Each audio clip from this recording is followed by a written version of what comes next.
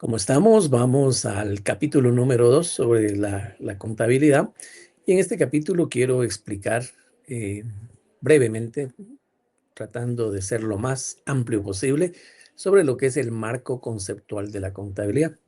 Porque es importante que entendamos que hay un marco conceptual de la contabilidad, porque la contabilidad tiene una estructura normativa, hay normas internacionales, hay bases legales que hay que considerar. Y eso nos lleva a construir manuales contables, que finalmente es en donde queda establecido el marco conceptual para la contabilidad de la empresa que yo estoy auditando, de la empresa que yo voy a llevar la contabilidad. Cada empresa puede tener su manual contable, pero que debe basarse en una estructura normativa, en bases legales y en manuales contables del sector. Y vamos a ver unos ejemplos al final de estos manuales contables. ¿Cuál es el marco normativo legal? Fundamentalmente es la jerarquía que existe en función a las leyes de nuestro país y que posiblemente en estas leyes no hemos nosotros, en el caso de Guatemala, podido de alguna manera convertirlas en el fundamento para la aplicación de las normas técnicas que rigen la preparación y presentación de la información financiera. O sea que la normativa legal es el fundamento para aplicar la normativa técnica y no viceversa. Primero es esto importante, ¿verdad? Tengo un marco legal que me fundamenta a mí para hacer valer la norma técnica, pero la norma técnica tiene mayor sustento que la normativa legal. Y eso lo vamos a ir explicando más adelante.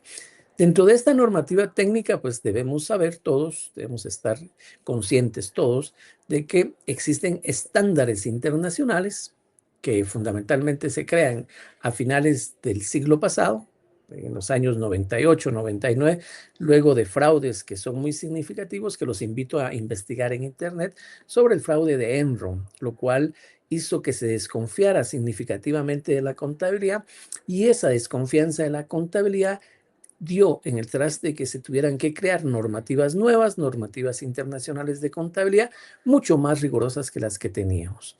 Y hoy por hoy hemos venido evolucionando de las normas internacionales de contabilidad a las normas internacionales de información financiera.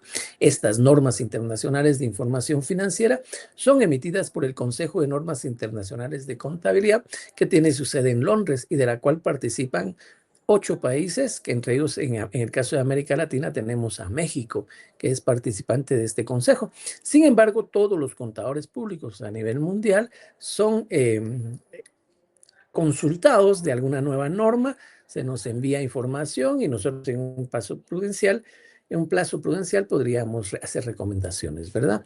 En Guatemala están adoptadas por el Colegio de Contadores Públicos y Auditores. Establecen los criterios de reconocimiento, medición y presentación y revelación de la información financiera. En capítulos posteriores vamos a ir analizando cada una de estas normas. Buscan fundamentalmente la transparencia y la comparabilidad de los estados financieros a nivel global, a nivel mundial. Esto es muy importante, ¿verdad? Para el caso entonces de las pequeñas empresas, como las que normalmente existen en Guatemala, tenemos una norma internacional para pequeñas y medianas empresas, que lo que hace es que reduce la carga administrativa y simplifica los requerimientos, los hace mucho más sencillos, más fáciles de interpretar. ¿Y por qué razón? Porque estas pequeñas empresas no licitan en bolsa de valores. Eso es fundamental. Y cuando no licitan en bolsa de valores, se consideran pequeñas empresas. Por lo tanto, los estados financieros son para uso normalmente interno, ¿verdad? Pero sí debe cumplirse con esa normativa. Y los principios de contabilidad generalmente aceptados en Guatemala, pues estos surgieron en los años 80. El Instituto Guatemalteco de Contadores Públicos y Auditores fue generando cada uno de los principios a través de pronunciamientos de contabilidad, les fue dando validez, y esos pronunciamientos de contabilidad, esos principios, evolucionan a las normas internacionales. Es una evolución a dichas normas, ¿verdad? Y constituyen reglas que se consideran de alguna manera tradicional, que se utilizan en la práctica, ¿verdad? La revelación jurídica constituye la referencia técnica histórica expresada, citada en la legislación mercantil de Guatemala. O sea que existe una normativa jurídica que fundamenta a los principios de contabilidad generalmente aceptados. Hay un decreto que data del año de 1945, que es la Ley de Contadores, que los invito a buscarla en Internet.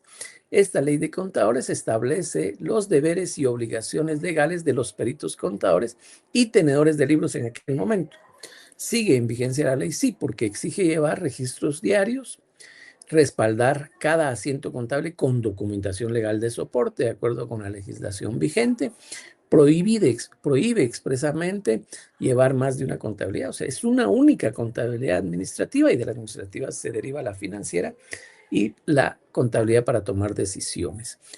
Y esto también lleva a que el ejercicio profesional, ético y responsable fiscal en Guatemala. Desde este punto de vista, entonces, tenemos que hay una ley del impuesto sobre la renta que le da vida a los principios de contabilidad, que le da vida a la ley de contadores en el actual momento, y esa ley del impuesto sobre la renta lo que busca es establecer a través del decreto 10-2012 y el libro 1 cuáles son los gastos que se pueden deducir del impuesto sobre la renta, cuáles son las formas que deben llevar los documentos para que sea legal su deducibilidad, y exige que la información contable sirva de base cierta para la determinación del tributo ante la Administración Tributaria SAT. Esto es importante porque esta ley incorporó que para que un gasto deducible se pudiera dar en el marco del impuesto sobre la renta, los gastos deben de estar registrados dentro de la contabilidad. Ahí deben de estar en los libros contables. De lo contrario, si no están registrados en los libros contables, no van a ser deducibles.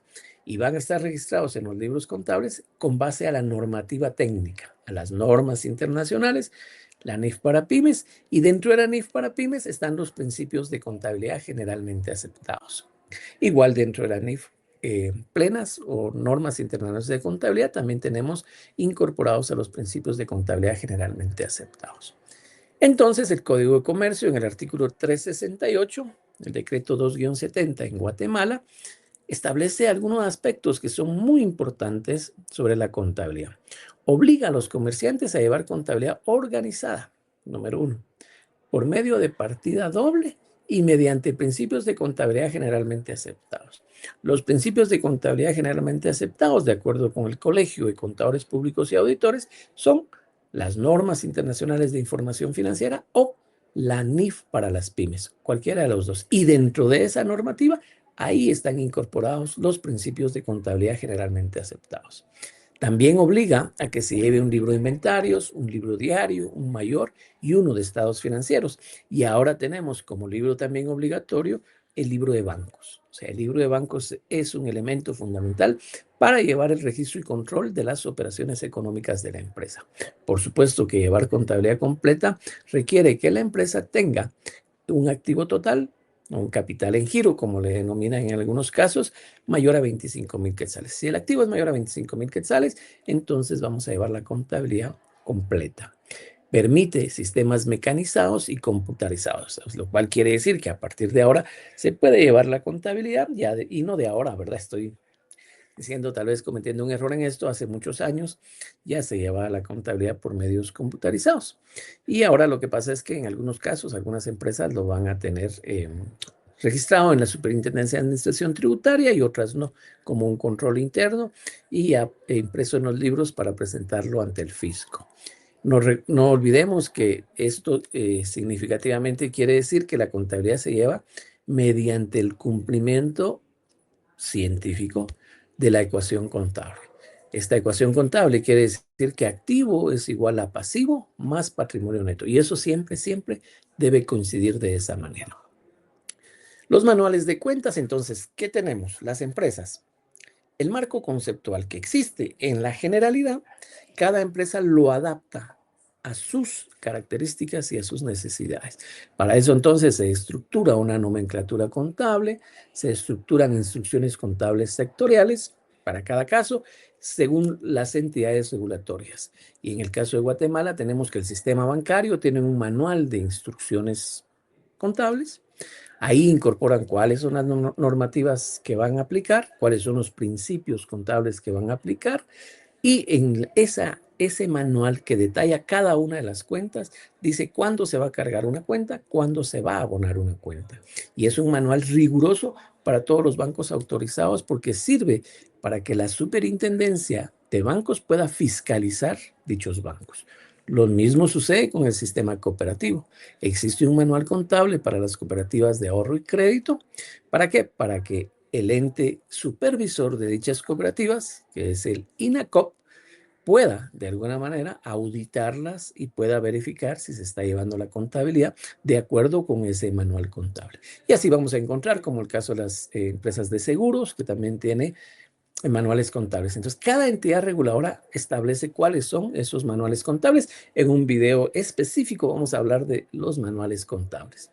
Y entonces, pues definitivamente hay ciertas captaciones, regulaciones, aspectos que se tienen en cada uno de los sectores, que ponemos aquí como ejemplo, cooperativa, banco, aseguradora, pero también una sociedad anónima va a tener su manual contable. Una empresa individual debería de tener su manual contable. Todos deberíamos de contar con el manual contable. Muy bien, muchas gracias. Termino el video presentándole las fuentes de información, así como de dónde hemos extraído cada una de las imágenes que ustedes ven en el presente video. Muchísimas gracias.